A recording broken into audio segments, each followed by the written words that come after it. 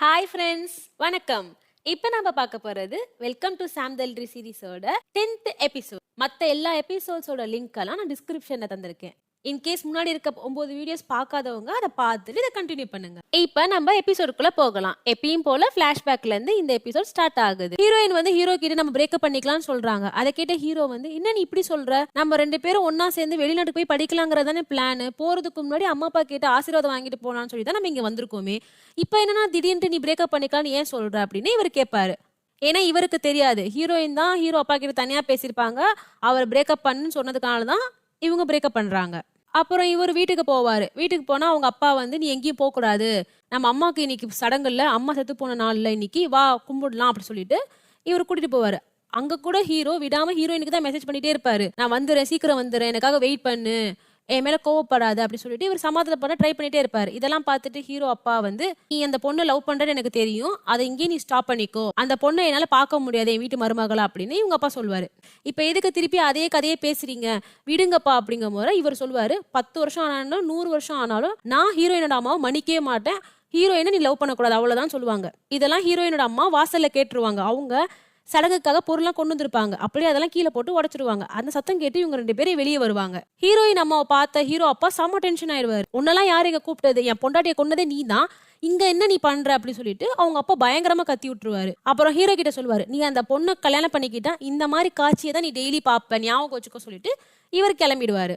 அவங்க அம்மாவுக்கு பார்த்தா ரொம்ப நெஞ்சு வலிக்க ஆரம்பிச்சிடும். அப்புறம் ஹீரோ வந்து ஹாஸ்பிட்டலுக்கு கால் பண்ணி அப்புறம் அது பெரிய பிரச்சனையா போயிடும். அப்புறம் கொஞ்ச நாள் கழிச்சு ஹீரோவே இதெல்லாம் வேணாம், நம்ம அம்மாவையும் கஷ்டப்படுத்த வேணாம்னு சொல்லிட்டு முடிவு பண்ணி நம்ம பிரேக்கப் பண்ணிக்கலாம் அப்படின்னு ஹீரோயின் கிட்ட சொல்லிடுவாரு. ஹீரோயின் வாசல் நின்று அப்படி அழுவாங்க. டேய் நீ இல்லாம என்னால வாழ முடியாதுடா, நான் ஏதோ ஒரு இதுல சொல்லிட்டேன், ப்ளீஸ்டா நம்ம 2 பேரும் சேரலாம்னு ஹீரோயின் கெஞ்சிட்டே இருப்பாங்க. இவங்க கெஞ்சுறத பார்த்து ஹீரோக்கு மனசு அப்படி வலிக்கும். அவங்க வேற பாவம் முட்டித்தர தரையில தேயிற மாதிரி அழுதுட்டு இருப்பாங்களோ, அதை பார்த்தும் அவருக்கு ரொம்ப கஷ்டமா இருக்கும். ஆனா அவரால் ஒன்றும் பண்ண முடியாத சுச்சுவேஷன்ல அவர் இருப்பாரு. இப்ப நிகழ்காலம் காட்டுறாங்க. ஹீரோ அப்பா குப்பை எடுக்கிறாரு, ஹீரோயின் அம்மாவும் குப்பையெல்லாம் எடுத்துட்டு கொட்ட போறாங்க. அதே சமயத்துல இந்த வாட்ச்மேன் ஃப்ரெண்ட் இருக்காங்க, அவனோட அம்மாவும் குப்பையெல்லாம் எடுத்துட்டு கொட்ட போறாங்க. இப்ப நான் எதுக்கு இதெல்லாம் சொல்லிட்டு இருக்கேன்னா, இவங்க எல்லாம் எங்க குப்பையை கொட்ட போறாங்களோ அந்த வழியில தான் ஹீரோவும் ஹீரோயினும் இப்ப கிஸ் பண்ணிட்டு இருக்காங்க. இப்ப இதுல யாரு வேணாலும் அவங்கள பாத்துரலாம். கரெக்டா அதே மாதிரி யாரோ ஒருத்தவங்க பாக்குறாங்க, இவங்க 2 பேரும் கிஸ் பண்ணிட்டு இருக்காத, அப்படியே இந்த குப்பையை கீழே போடுறாங்க. இது யாருன்னு நம்மளுக்கு தெரியல. இப்ப மறுநாள் விடியுது. பார்த்தா ஹீரோ வந்து இந்த வாட்ச்மேன் ஃப்ரெண்ட் இருக்கால அவன் வீட்லயே தங்கிடுறாங்க. ஏன்னா ஹீரோ அப்பா வீட்டை விட்டு ஹீரோ துரத்தி இருப்பாங்க. நேற்று ரைட் சண்டை நடந்திருக்கும்ல, அந்த விஷயத்தினால இவர் மூட்டை முடிச்செல்லாம் கட்டிட்டு இந்த வீட்டுல வந்து தங்கியிருப்பாரு. இப்ப ஹீரோயின் முழிக்கிறாங்க. அவங்க முழிச்சோடனே அவங்களுக்கு எதுவுமே ஞாபகம் வரல, அறகுறையா தான் இருக்குது. இவங்களுக்கு எது வரைக்கும் ஞாபகம் இருக்குன்னா, ஹீரோவை மீட் பண்ணது வரைக்கும் ஞாபகம் இருக்கு, அவர் கூட ஏதோ பேசியிருக்காங்க அது மட்டும் ஞாபகம் இருக்கு. இவங்களுக்கு அதுக்கே வந்து ரொம்ப ஷாக் ஆறாங்க. ஐயோ நேற்று நான் அவங்ககிட்ட என்ன பேசி தொலைஞ்சேன்னு தெரியலையே, பாதி தான் ஞாபகம் இருக்குன்னு நினைச்சிட்டு இவங்க இருக்காங்க. ஹீரோயின் அம்மா இப்ப அந்த கடலுக்கு போறதுக்கு ரெடி ஆகுறாங்க. பார்த்தா இவங்க போட்டு போற ட்ரெஸ்ஸே இருக்காது. இவங்க வீடை சுத்தி தேடுவாங்க. 3 பேரும் அப்படியே எவன் ஒழிச்சு வச்சான்னு தெரியல, ஆனா நல்லா இருப்பான்டா சொல்லிட்டு இவங்க சந்தோஷமா இருக்காங்க. பார்த்தா அந்த வீட்டுல இருக்க குட்டி வான் இருக்குல்ல, அதுதான் ஒழிச்சு வச்சிருக்க உங்க பாட்டி பத்திரமா இருக்கணுங்கிறதுக்காக. இப்ப இங்க ஹீரோயின் அம்மா கேங்லாம் இருக்காங்களா, அவங்களாம் ரெடி ஆயிட்டு இருக்காங்க கடலுக்கு போறதுக்கு. அப்ப இந்த வாட்ச்மேன் ஃப்ரெண்ட் அம்மா இருக்காங்களா, அவங்க வந்து உங்களுக்கு எல்லாம் தெரியுமா நேத்து ஹீரோவும் ஹீரோயின் இல்ல அப்படின்னு சொல்ல வராங்க. இவங்கலாம் இல்ல, உனக்கு கொஞ்சம் கூட அறிவு இல்ல, இப்பதான் ஹீரோயின் அம்மாவே உடம்பு சரியாயி வந்திருக்காங்க வீட்டுக்கு, இப்ப போய் உன் வேலையை ஆரம்பிக்கன்னு சொல்லிட்டு இவங்கலாம் ஸ்டாப் பண்றாங்க. இப்ப இங்க ஹீரோயினோட அக்கா ஹஸ்பண்ட காட்டுறாங்க. அவன் அந்த தீம் பார்க் கட்டுறதுக்காக ஹீரோயின் அக்கா பக்கத்து ஊர் இருக்குல்ல, அங்க வந்து சைன் பண்றதுக்காக இவன் போறான். அவனுக்கு அங்க போக விருப்பமே இல்லை. ஏன்னா அவனோட ஆசை என்னன்னா, தான் பொண்டாட்டி இருக்க ஊர்ல தீம் பார்க் வைக்கணுங்கிறதா அவன் ஆசை. இந்த ஊர்ல கட்ட அவனுக்கு விருப்பம் இல்லை. அந்த ஊர்ல இருக்க பெரிய ஆளுங்க எல்லாம் ஹீரோயின் அக்கா ஹஸ்பண்ட் கிட்ட சொல்றாங்க, நீங்க அவளை டைவர்ஸ் பண்ணதே நல்லதுதான், எங்களுக்கு அவளை பத்தி நல்லாவே தெரியும், சரியான மோசமான கேரக்டர் அவ இங்க இருக்கும் போது சண்டை சச்சரவாவே தான் இருக்கும், அவளுக்கு இதுவும் வேணும் இன்னும் வேணும்னு இவங்கலாம் சொல்லுவாங்க. அவனுக்கு அப்படியே பிளட் ப்ரெஷர் ஆயிட்டே இருக்கும். ஒரு கட்டத்துல அவன் பொங்கி எழுந்துருவான். என்னது உங்களுக்குலாம் கொஞ்சம் கூட அறிவு இல்லையா, எக்ஸ் ஹஸ்பண்டா இருக்க நான் கூட இவ்வளவு பேச மாட்டேன், நீங்க ஏன் இவ்வளவு பேசுறீங்க, அவளை பேசுறதுக்கு உங்களுக்குலாம் என்ன தகுதி இருக்குது, நீங்களாம் ரொம்ப கீழ்த்தனமான புத்தியா இருக்கீங்க, அவ சொந்த ஊர்ல இருந்துகிட்டு நீங்களே இப்பெல்லாம் பேசுறீங்க, உங்களுக்குலாம் கொஞ்சமாவது மனசாட்சி இருக்கா, அவ எவ்வளவு பெரிய மனுஷி தெரியுமா, அவள் ரொம்ப நல்லவ, அவளை பத்தி இப்படி தப்பா பேசாதீங்கன்னு சொல்லிட்டு பயங்கரமா திட்டிட்டு வந்துருவான். அப்புறம் சொல்லுவான், உங்க ஊர்ல போய் நான் கட்ட போறேன், சேச்சே எனக்கு தேவையே கிடையாது சொல்லிட்டு வெளியே வந்துருவான். இங்க பார்த்தா ஹீரோ ஒரு ஆபீஸ்ல இருப்பாரு, ரொம்ப ஜாலியா இருப்பாரு. அப்பா வீட்டோட துரத்தி விட்ட மாதிரியே ஒரு ஃபீலிங்கே அவருக்கு இருக்காது. அப்புறம் ஹீரோவையும் ஹீரோவோட ஹெட்டையும் அந்த ஆபீஸ் எம்டி அவங்க கூப்பிடுவாங்க. கூப்பிட்டுட்டு ஹீரோ கிட்ட இந்த மாதிரி உனக்கு ஒரு நல்ல விஷயம் இருக்கு, கெட்ட விஷயம் இருக்கு, நான் எதை ஃபர்ஸ்ட் சொல்லட்டும் அப்படி கேக்குறாங்க. ஹீரோ சொல்றாரு, நல்ல செய்தியை ஃபர்ஸ்ட் சொல்லுங்க அப்படிங்கும் போது இந்த எம்டி சொல்றாரு, நீ சொல்ற வெதர் ரிப்போர்ட்டை ஒத்துக்க மாட்டேங்கிறோம் சொல்லிட்டு ஸ்ட்ரைட்டா கமிஷனருக்கு கால் பண்ணிட்டியா நீ, அதாவது கமிஷனருங்கிறது என்னன்னா மினிஸ்டர் லெவல், ஓகேவா? அவங்களுக்கே இவர் ஸ்ட்ரைட்டா கால் பண்ணியிருப்பாரு. கால் பண்ணி ஒரு டைம் இவர் மழை பெய்யும், புயல் அடிக்கும்னு சொல்லும்போதெல்லாம் அவங்க ஒத்துக்க மாட்டாங்கல்ல. அதனால ஸ்ட்ரைட்டா அவருக்கே கால் பண்ணி இவர் பேசியிருப்பாரு. இது மாரி 18, 19 டைம் அவர் பேசியிருப்பாரு. ஸோ அதனால இப்ப அவர் என்ன பண்ணியிருப்பாருன்னா, இவங்க தொல்ல தாங்க முடியாம, நீங்க ஸ்ட்ரெயிட்டா கவர்மெண்ட்க்கு ரிப்போர்ட் சொல்லி, நீங்க மீடியாக்கு சொல்லிடலாங்கிற ஒரு உத்தரவ குடுத்திருப்பாங்க. இதுதான் நல்ல விஷயம் சொல்லிட்டு அந்த எம்டி சொல்லுவாரு. அப்ப ஹீரோ கேட்பாரு, கெட்ட விஷயம் என்னங்க முறை? உனக்கு வந்து ஒழுங்குமுறை கொண்டு வர போறோம் அப்படிங்க. நான் என்ன பண்ணேன்? எனக்கு எதுக்கு இவ்வளவு பெரிய தண்டனைன்னு ஹீரோ கேட்பாரு. அதுக்கு அந்த எம்டி சொல்லுவாரு, வேலையில இருக்கும் முறை நீ பாட்டுக்கு வேலையை விட்டுட்டு போற, யார் பேச்சும் கேட்காம, யார்கிட்டயும் பர்மிஷனும் வாங்காம, அப்ப உனக்கு தண்டனை தான் குடுப்போம் அப்படின்னு இவர் சொல்றாரு. பார்த்தா இவர் நெறைய டைம் வந்து ஓடிருப்பார்ல. ஹீரோயின் நமக்கு உடம்பு சரியில்லாம இருக்கும்போது ஓடிருப்பாரு. ஹீரோயின் அங்க இருக்கும்போது ஓடிருப்பாரு. வேலையில இருக்கும்போதே வேலைய விட்டு போயிருப்பாரு. அதனால இவருக்கு தண்டனை குடுக்குறாங்க. இதுல ஹீரோயினுக்கு வந்து கால் வரும். இது மாரி நீங்க இந்த போட்டோகிராஃபி காம்படிஷன்ல செலக்ட் ஆயிட்டீங்க. நீங்க சப்மிட் பண்ண போட்டோ தான் மக்களால நெறைய வோட் பண்ணப்பட்டது. நீங்க தான் செலக்ட் ஆயிருக்கீங்கன்னு சொல்லிட்டு இவங்கள கூப்பிடுவாங்க. இப்ப ஹீரோயினுக்கு போகவே பிடிக்காது. ஏன்னா, இவங்களுக்கு நேத்து நைட் என்ன நடந்ததுங்கிறது பாதி தான் ஞாபகம் இருக்கும். பேசினது வரைக்கும் தான் ஞாபகம் இருக்கும். நம்ம ஏதாவது ஓவரா பேசியிருப்போமா? என்ன இருக்குங்கிற ஒரு கன்ஃப்யூஷன்ல ஹீரோவ பார்க்காம தவிர்த்துட்டே இருப்பாங்க இவங்க. ஐய்யய்யோ! இப்ப அங்க போனா ஹீரோ வேற இருப்பானே அந்த ஆஃபீஸ்ல நம்ம என்ன பண்றதுன்னு நெனச்சுக்கிட்டே இவங்க போவாங்க. கரெக்ட்டா அதே மாரி ஹீரோவ பார்த்துருவாங்க. அங்க இருக்க எல்லாருமே ஹீரோயின் கிட்ட சொல்லுவாங்க, இந்த மாரி உங்க வேலை என்னன்னா, அழகான இந்த தீவ அழகழகா ரம்மியமா நீங்க ஃபோட்டோ எடுத்து குடுக்கணும். அந்த வானிலை மாற்றங்கள அழகா நீங்க கேப்சர் பண்ணணும்னு சொல்லியிருப்பாங்க. அப்ப ஹீரோயின் சொல்லுவாங்க, "நான் இந்த ஊர்ல தான் பொறந்து வளர்ந்தேன். ஆனா நான் ஒரு 20 வருஷமா இங்க இல்ல. யாராவது எனக்கு கூட அனுப்பிச்சீங்கன்னா நல்லா இருக்கும்." அப்படிங்கிற மாரி கரெக்ட்டா ஹீரோவே கோத்து விட்டுருவாங்க. ஹீரோயின், "ஐயோ! இவனுக்கு நானே தனியா பார்த்துப்பேன்." அப்படின்னு ஹீரோயின் நெனைப்பாங்க. அவங்க இன்னுமே ஒரு மாரி கூச்ச சுபாவத்திலே இருப்பாங்க.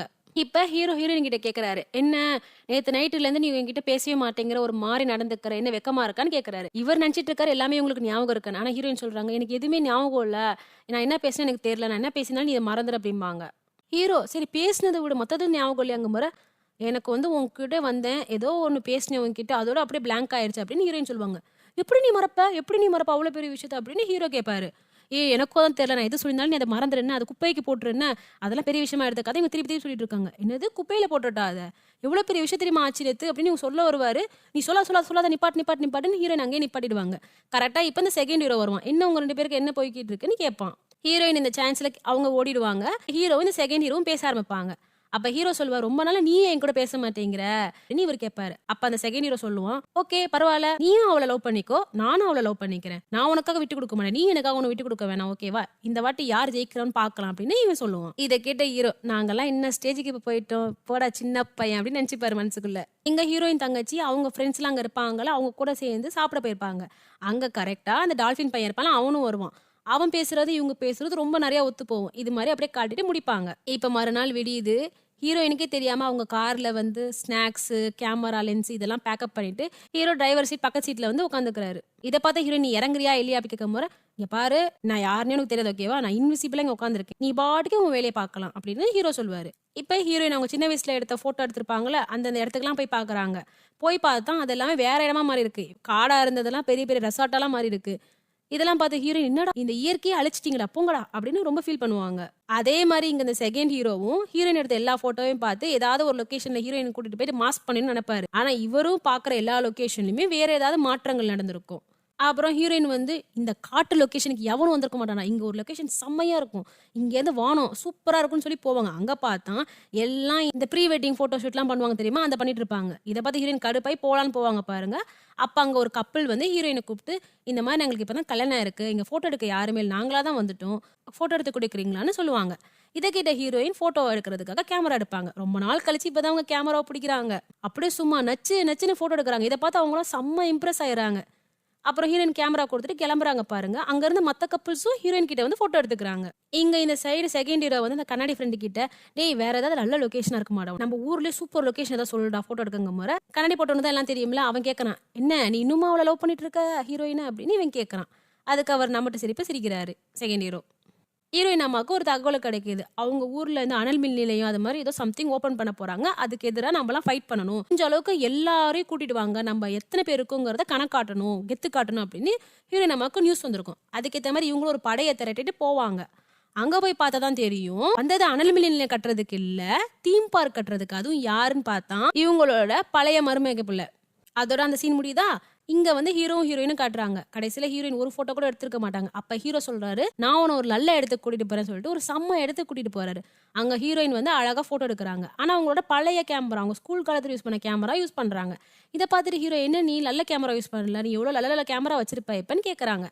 அதுக்கு ஹீரோயின் சொல்றாங்க, நான் அப்பெல்லாம் இந்த கேமரால தானே இருப்பேன், அது ரீல் ரொம்ப கம்மியா இருக்கும், ஒரு ஷாட்டும் ரொம்ப முக்கியம், நான் தேவையில்லாம டெலிட் பண்றதுக்கு நிறைய போட்டோ எடுக்கிறதுக்கு ஒரு போட்டோ டக்கரா எடுப்பேன் இந்த கேமரால அப்படிம்பாங்க. அதுக்கு ஹீரோ சொல்லுவாங்க, சில டைம் நீ டெலிட் பண்றது உனக்கு முக்கியமா இல்லாம இருக்கலாம், ஆனா மத்தவங்களுக்கு ரொம்ப முக்கியமா இருக்குமே. உதாரணத்துக்கு சொல்ல போனா உன்னோட ஞாபகங்கள் நீ அழகா டெலிட் பண்ணிட்டான், ஆனா என்னால டெலிட் பண்ண முடியலையேன்னு ஹீரோ சொல்வாரு. இதை கேட்ட ஹீரோயின், என்னடா கால்ல இருந்து மறந்துட்ட சொல்ற, சரி சொல்லித்தரடா, என்னன்னு சொல்லித்தரடான்னு சொல்லிட்டு சொல்லுவாங்க. அதுக்கு ஹீரோ சொல்லிடுவாரு, நீ நேத்து எனக்கிட்ட எல்லா உண்மைகளையும் சொன்ன, நீ லவ் பண்ற சொன்ன, நானும் திருப்பி அதை தான் உங்ககிட்ட சொன்னேன், நான் லவ் பண்றது உங்ககிட்ட சொன்னேன் அப்படிங்கும் போது இவங்களுக்கு ரொம்ப ரொம்ப வெக்கமா போயிடும். இவங்க அந்த இடத்துக்கு கிளம்புவாங்க பாருங்க, கரெக்டா அப்ப ஹீரோ கை பிடிச்சிருப்பாரு, எப்படி நேத்து நைட் பிடிச்சிருத்தாரோ அதே மாதிரி. அப்ப ஹீரோயினுக்கு எல்லாமே ஞாபகம் வந்துடும், அந்த கிஸ்ஸின் முதற்கொண்டு எல்லாமே ஞாபகம் வந்துடும்.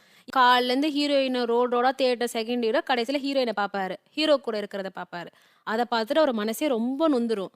இப்பதான் நம்மளுக்கு ஒரு சீன் காட்டுறாங்க, நேத்து நைட்டு இவங்க 2 பேரும் கிஸ் பண்ணிட்டு இருக்க மாதிரி யாரோ ஒருத்தவங்க பார்த்திருப்பாங்க தெரியுமா, அது வேற யாருமே இல்லை, இந்த செகண்ட் ஹீரோ தான். ஆனா இவனை பாருங்களேன், இதை பார்த்துட்டும் ஹீரோ கிட்ட இவன் அவ்வளோ பெரிய சவால் விட்டுருக்கான். அதை பார்த்துட்டு இவன் ரொம்ப நொந்து போயிருப்பான். அதே மாதிரி தான் இப்போ ஹீரோ ஹீரோயினும் ஒன்னா இருக்கிறத பார்த்து இவன் ரொம்ப நொந்து போயிருப்பான். இதே மாதிரி தான் ஃப்ளாஷ்பேக்லையும் ஹீரோயின் மட்டும் இந்த சிட்டிக்கு வந்திருப்பாங்களே அவங்க ஃப்ரெண்ட்ஸோட, இவனை மட்டும் தனியாக விட்டு வந்திருப்பாங்களே. அப்புறம் கொஞ்ச நாள் கழிச்சு இவனும் சிட்டிக்கு வருவான். ஹீரோயினுக்காக ஆசையாக நெக்லேஸு லவ் லெட்டர்லாம் எழுதிட்டு வந்திருப்பான். வந்து பார்த்தா இங்க ஹீரோயினும் கப்பலா இருப்பாங்க, கை கோத்துட்டு இருப்பாங்க. அதை பார்த்துட்டு அவன் வந்து போய் அழுவே ஆரம்பிச்சிருவான். இப்படிப்பட்ட ஒரு கஷ்டமான கதை தான் இந்த செகண்ட் ஹீரோக்கு. இந்த வீடியோ உங்களுக்கு பிடிச்சிருந்துச்சுன்னா லைக் பண்ணுங்க, நம்ம சேனலுக்கு சப்ஸ்கிரைப் பண்ணுங்க, அப்பதான் நம்ம போடுற வீடியோஸ்லாம் உங்களுக்கு உடனுக்குடன் வந்துட்டே இருக்கும்.